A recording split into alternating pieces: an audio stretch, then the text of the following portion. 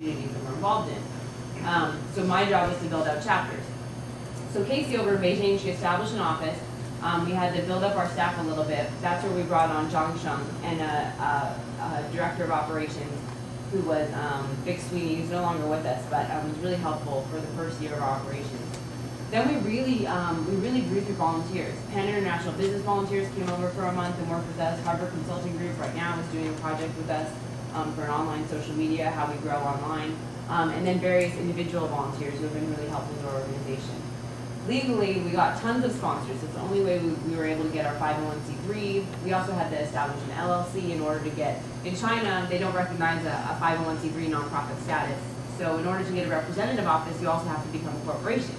So we had to become a corporation, and you need to become a corporation in order to get contracts with field partners, get visas, rent a place to live, and as well as rent an office.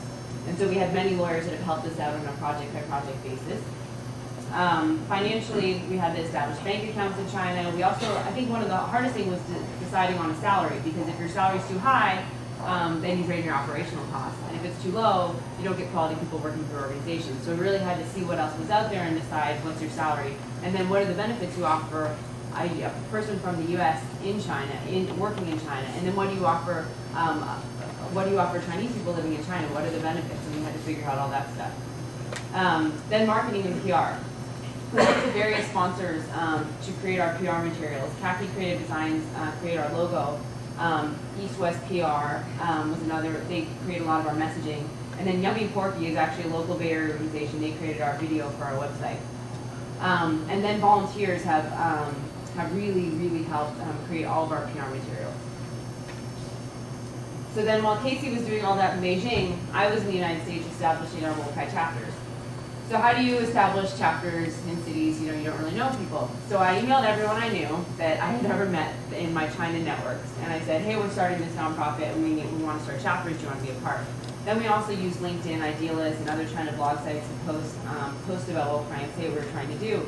And we actually got most of our contacts through the other, not through my China network, but through the LinkedIn, Idealist, and China blog sites. The president of our Bay Area chapter is Alice Wu. I met her at Morgan Stanley. President of our Seattle chapter was actually the one that I did know through a China network. And then New York was just someone who we met through a blog site. So after we recruited all these volunteers and had all their email addresses, we decided on a meeting time and a meeting day. I flew to New York and trained them about what we were trying to do, more on kind of a talking through the idea and how much money we had raised and what our plan was. Then we voted on leadership positions that day, and kind of on a 3-month basis, because people didn't want to sign up for a whole year. They didn't really know what the organization was about. And we went from there. And after that, it was our job to really build a support network for these chapters we had just established. So we wanted to provide operational and emotional support, especially to the 2 or 3 people in leadership positions, because they really felt like it was their job to direct 25 people who were in this chapter. They didn't really know what the hell they were doing because we didn't have a website yet. So there was a lot of pressure on them, and as a result, pressure on me. So we decided to create, in order to increase information flow and standardization, we developed PR materials. We put it on an online system called Basecamp, where it's basically like a Google Docs, but you can save old versions. And we just started to create standardized templates that everyone was using. And it's amazing, by creating that, people feel there's a sense of structure, and they really kind of bought onto it after that. And then we made sure to maintain contact. Because the worst thing, we didn't want people over in New York saying something about Wokai that wasn't true. We didn't want people in Seattle saying something different. So it was really important to maintain information flow and also hear feedback. You want to hear what's wrong with the organization you're creating so you can fix it right away. So we created a dial-in. I had a little overlap here from banking. It's like, hey, if banking works really well, we should apply this to the nonprofit sector. Let's do a dial-in. So we have a dial-in every month with all of our chapter presidents, where we talk for about 2 hours about all the problems and what we've achieved that month and what we're going to achieve the next month. And then I visit all the chapters quarterly. So back to Beijing, the operations that Casey's been involved in over the past year have been twofold. One have been microfinance. She had to receive training on how to really work through China microfinance and understand its tendencies. And then she established a due diligence process through Edie-san, who's actually a consultant. And he came over with Casey, and they went to a microfinance institution and decided how to create a due diligence process that would allow the most transparency possible, and also take the pressure off her from making the final decision. If she goes down and spends a week with a field partner, the microfinance community is very small. Word will get around that that they turn down the microfinance institution. So in order to take the pressure off her, we created the investment committee, which also allowed most of our contributors to think that we were a lot more transparent, and it actually does create a lot more transparency. Edie Song from Microvest, Maya Korngoff from the Dignity Fund, the United Equity Fund, and April Rini from Unitas all sit on our investment committee that meets once a quarter to decide what field partners we're going to work with or not. And then our first two field partners I already mentioned. Casey established relationships with them as well as signed contracts for how much capital we're promising to bring them in partnership in year one. And then the biggest part of her last year has been developing the website. So Casey nor I are technology people. In fact, I didn't have a Facebook profile until I started Wokai, and some of our reps were saying, you need a Facebook profile. So we had to go back and do it over again. We would have made it a tri-foundership and brought on a CTO. But as it is, we ended up going through 3 sets of developers. Well, our first temporary site, we worked through friends to get that done. And then our final site, we're on our 3rd set of developers now, but our first set was local Bay Area people who they were undercutting us, and they didn't really see the vision of what we wanted to create. And to be fair, we weren't really giving them a good mock-up of what we wanted.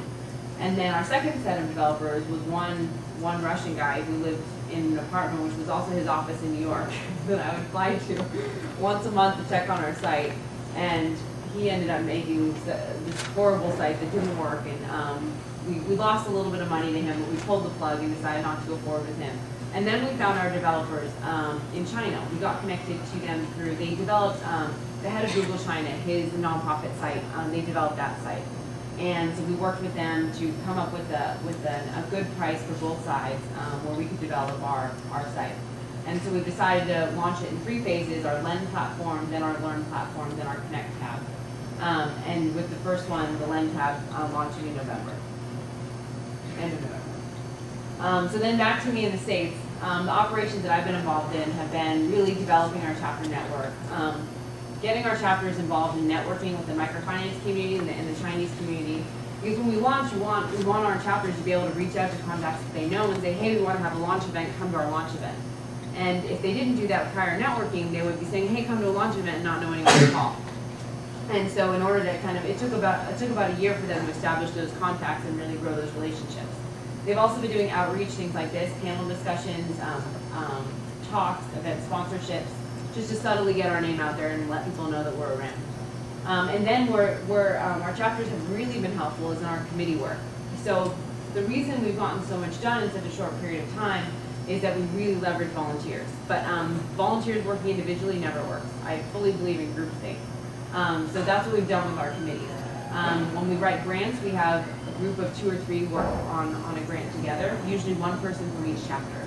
And then some of our committees, you need to have more face-to-face relationships. So our major donor outreach, which is reaching out to wealthy individuals and foundations and creating PowerPoint materials for that, that group is actually in Seattle.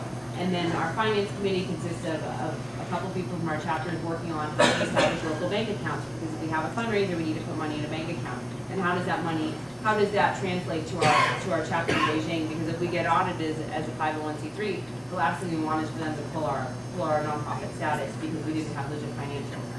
Our marketing committee works on our PR materials, constantly trying to improve them and increasing information flow. And then our online social media committee is working on viral marketing online. So some of the lessons that we learned through all these operations that I think would be helpful if I was going to do this over again. For fundraising, as a bootstrap nonprofit, at least as a startup, you have the incentive of repayment and revenue.